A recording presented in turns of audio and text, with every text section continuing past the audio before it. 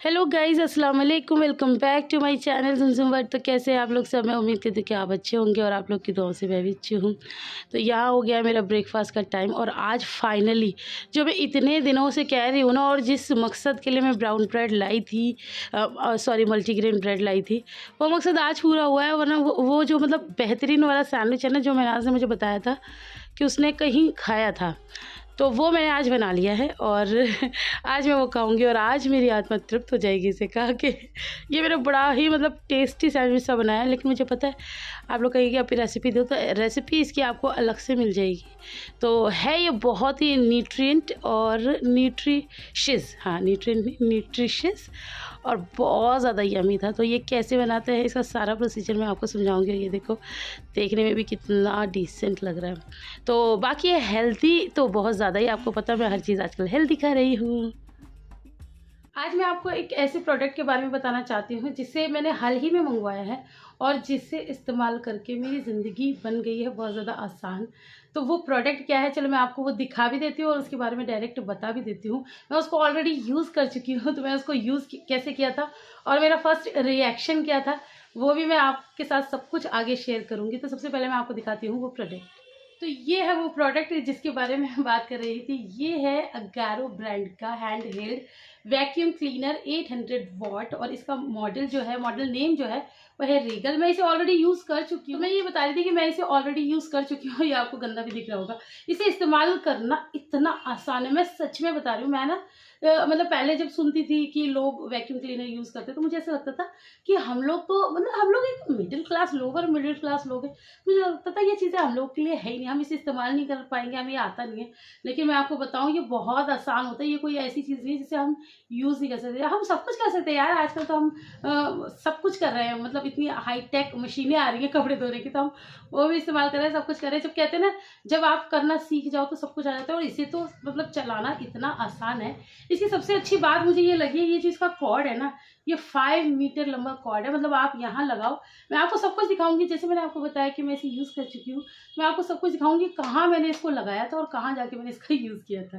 तो इसके साथ बहुत सारे अटैचमेंट्स हैं जो मैं आपको धीरे धीरे बताऊंगी, सिखाऊंगी और बहुत ही आसानी से यूज़ करना। और मेरा फर्स्ट रिएक्शन भी ज़रूर देखना जब मैंने इसे यूज़ किया था, इसने कैसे काम करना शुरू करा और मेरे मुँह से जस्ट निकला वाह। तो आप लोग आगे चल के अब ये सारी चीज़ें देख लीजिए। So this is the product. ये है एगारो ब्रांड का hand held vacuum cleaner 800 what, model name Regal है। तो यहाँ पर इसके साथ ये सारी अटैचमेंट्स मिली थी। तो सबसे पहले मैं एक एक चीज़ दिखाती हूँ। ये है एक ब्रश वाली अटैचमेंट। इसके साथ पता है बहुत सारा ताम झाम भी नहीं है, जैसे देख के हम लोग घबराते हैं ना, ऐसा कुछ नहीं है।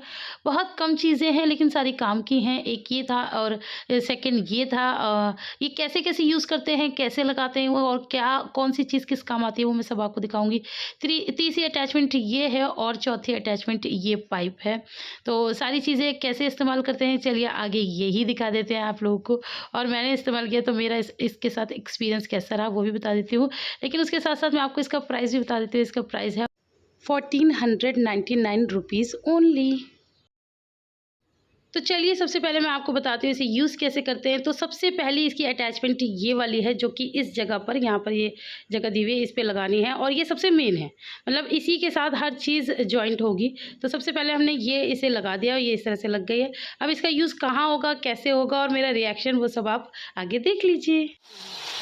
Oh my God, oh my God, ये तो लाइव कितना कूड़ा था ऐशवर्या। ये लोग ना यहाँ पर पिजन को दाना वाना डालते हैं, ये सब यहाँ पर भरा हुआ था, आप देख सकते हैं। और ये अभी इसने ज़रा से उसमें, एक तो अभी भी हमने भी फर्स्ट टाइम यूज़ किया ना, हमें इतना आता भी नहीं है, बट एक बार में किया। अब हम दूसरा करते हैं, ये वाला करो ऐशवर्या जी। हाँ,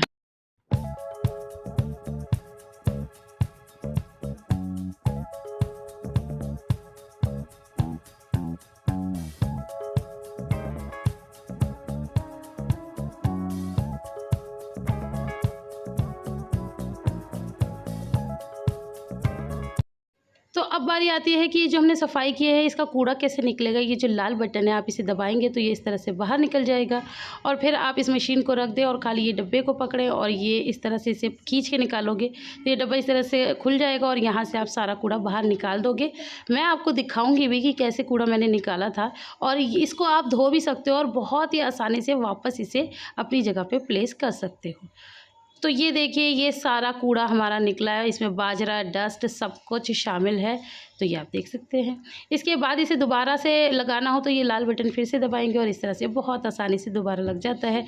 अब बारी आती है दूसरी प्लेसमेंट की, तो यहाँ पर ये बड़ी वाली जो है ना ये हम इसको लगाएंगे और पहले वाले के ऊपर ही लगाएंगे।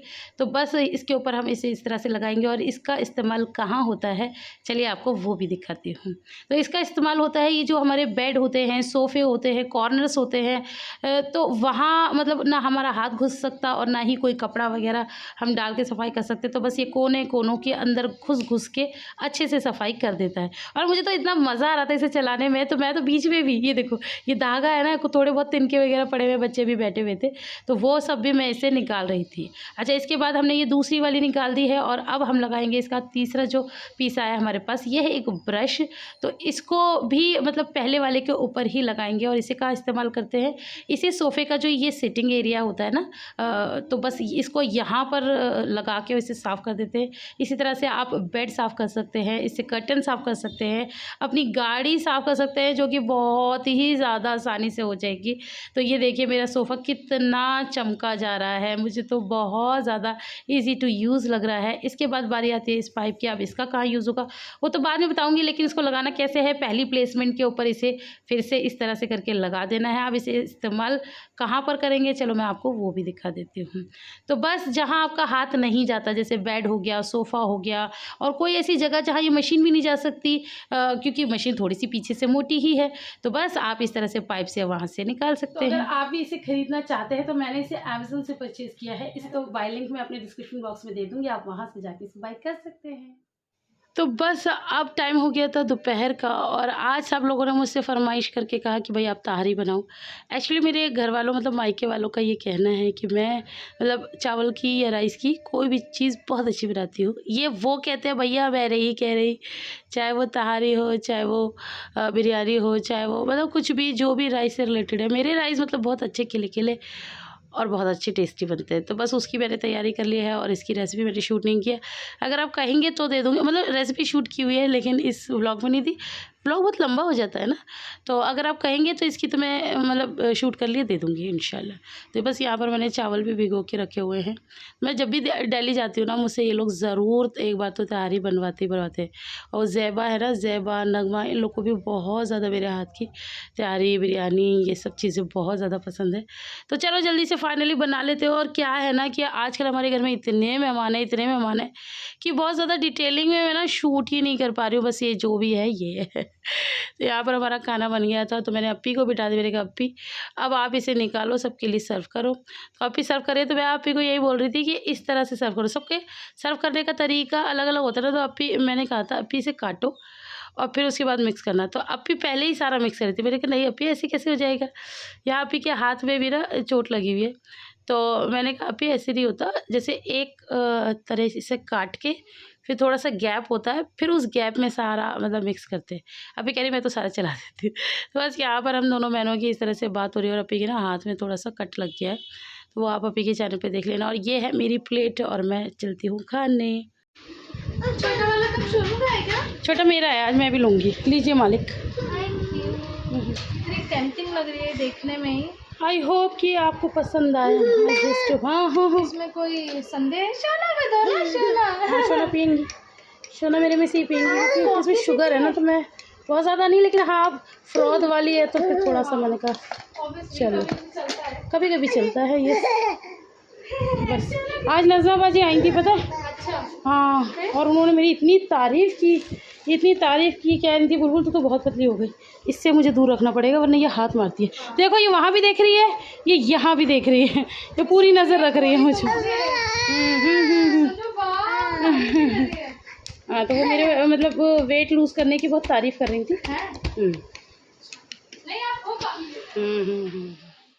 तो बस जी अब आ गया था रात का समय और आज खाने में बन रहा था मटर पनीर की सब्ज़ी।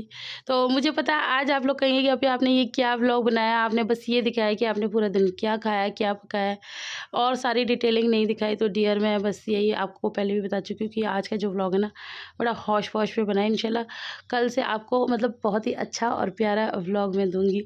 लेकिन अभी वो उस वक़्त यही होता है ना, जो काम मैं कर रही होती हूँ इस वक़्त बस फटाफट से इसको शूट कर लो भाई, और किसी को भी पकड़ा के मैं शूट करवा लेती हूँ, अदरवाइज़ खुद भी शूट कर लेती हूँ। तो बस ऐसे-ऐसे करके मैं काम कर लेती हूँ, लेकिन कोई नहीं, आपको ये भी इंशाल्लाह पसंद आएगा ही आएगा। तो बस लेकिन हाँ, मटर पनीर की रेसिपी मैं नहीं दूँगी क्योंकि इसकी मैं ऑलरेडी दे चुकी हूँ। अभी रिसेंटली मैं दी थी ना तो मुझे याद है, वैसे पुरानी जो रेसिपीज़ होती है वो मुझे इतना याद नहीं होती, तो मैं हमेशा आपसे पूछ लेती हूँ, जब आप कहते हो तो फिर मैं दे देती हूँ। तो बस आज के ब्लॉग में इतना ही। आप लोगों को पसंद आए तो बहुत सारा लाइक कर देना, फ्रेंड्स और फैमिली के साथ शेयर कर देना। लेकिन ऐसा नहीं है कि मैं मतलब आपको आज अपना चाँद सा नूरानी चेहरा नहीं दिखाऊंगी, वो भी दिखाऊंगी। और उसके साथ साथ एक बहुत बड़ी गुड न्यूज़ है, वो भी इंशाल्लाह आप लोग के साथ शेयर करूँगी। अभी आगे आ रही हूँ आपसे मिलने के लिए, बात करने के लिए, क्योंकि मुझे थोड़ा सा टाइम मिल गया था। तो यहाँ पर मैंने थोड़ा सा कच्चा पनीर भी रखा हुआ है, ये मैं ऐसे ही डालूंगी। इससे जो ग्रेवी होती है बहुत क्रीमी और थिक होती है। हेलो गाइस, अस्सलाम वालेकुम, welcome back to my channel ज़ुमज़ुम world. तो सुबह से आप लोगों से मेरी अब मुलाकात हो रही है। टाइम ही नहीं मिला मतलब इस तरह से रूबरू होकर बात करने का। और सही बताऊं, मुझे मायके में आके, ये शायद मैं ये कह रही हूँ कि मुझे लगता है किसी भी लड़की को मायके में जाके बिल्कुल भी टाइम नहीं मिलता।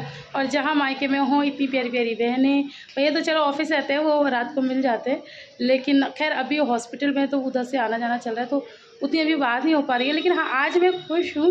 आज मैं खुश क्यों हूँ ये मैं आपको बताती हूँ, क्योंकि कल आ रही हैं घर पे मम्मी की तबीयत माशाल्लाह पहले से बहुत बेहतर है। और मम्मी आ रही हैं तो मतलब एक अलग ही, क्योंकि मम्मी के बिना ये घर बिल्कुल अच्छा नहीं लगता भाई। मतलब हर लड़की को अपना घर अपनी माँ के बिना और ससुराल सास के बिना बिल्कुल नहीं अच्छा लगता। और ससुराल से याद आया कि मैं जब घर से आ रही थी ना, मेरी सब्ज़ी बन रही है, मैं जब घर से आ रही थी ना तो मम्मी की तबीयत ख़राब थी। मम्मी बता रही थी मुझे, जब हम लोग खाना पीना बना रहे थे, जब शिफा का बर्थडे था, नहीं मैं चला लूँगी, जब शिफा का बर्थडे था तो मम्मी मुझे बता रही थी कि ना मेरी तबीयत भी ख़राब हो रही थी, रात को मेरे हाथ पैरों में दर्द हो रहा था। तो मैंने कहा अच्छा, तो मैं ये कह रही थी, मैंने कहा भैया आप अपना ध्यान रखना। उनको होता है बीच बीच में इस तरह से ना, हाथ पैर में दर्द होता है। तो कह रही मुझे ऐसा लग रहा है पैर में कोई झंझनाहट सी हो रही है। तो फिर मैंने कहा था आप दवाई ववाई ले लेना, तो उन्होंने दवाई वगैरह ले लिया। अब तो फिलहाल ठीक है, लेकिन पता चला कि उनका बीपी हाई हो गया। तो बस इस वजह से वो वाली मम्मी भी ठीक है और ये वाली मम्मी कल घर आ रही है, तो मतलब दोनों माएँ मेरी ठीक है, तो मतलब बिल्कुल बिल्कुल खुश है। तो मैं आज बना रही थी मटर पनीर, क्योंकि मेरी लिबा को पनीर बहुत पसंद है। वो ना हर चीज़ को पनीर बोलती है, मम्मी पनीर दे दो, मम्मी पनीर दे दो। मतलब उस दिन चने बनाए थे ना, उसको भी पनीर ही बोल रही थी, मम्मी पनीर दे दो। तो मैंने कहा आज मैं पनीर बना लेती हूँ तो उसके लिए। तो बस वही अपनी स्टाइल का बना रही हूँ। मैंने इन लोगों से बड़ा वो करा, मैंने कहा मैं अपने स्टाइल का पनीर बनाऊँगी, और वो हैवी बेस का नहीं होता, वो लाइक मतलब लाइट सब्ज़ी टाइप में बनाऊँगी। तो आप लोग खाने के लिए इंटरेस्टेड हैं? तो सबने बोला हाँ आप जो बनाओगे हम खाने के लिए इंटरेस्टेड है। तो बस अब मैं वही बना रही हूँ। रेसिपी मैंने आप लोगों को ऑलरेडी पहले दे भी रखी है, थोड़ा थोड़ा बीच में बता दूँगी। तो चलो जल्दी से बनाते हैं, फिर बाद में मुलाकात करते हैं। मुझे ना आपसे एक बहुत ज़रूरी बात करनी थी। मेरे कल के वीडियो में किसी ने कमेंट किया है कि इसके हस्बैंड तो बहुत ज़्यादा कंजूस हैं, इस पे ध्यान ही नहीं देते।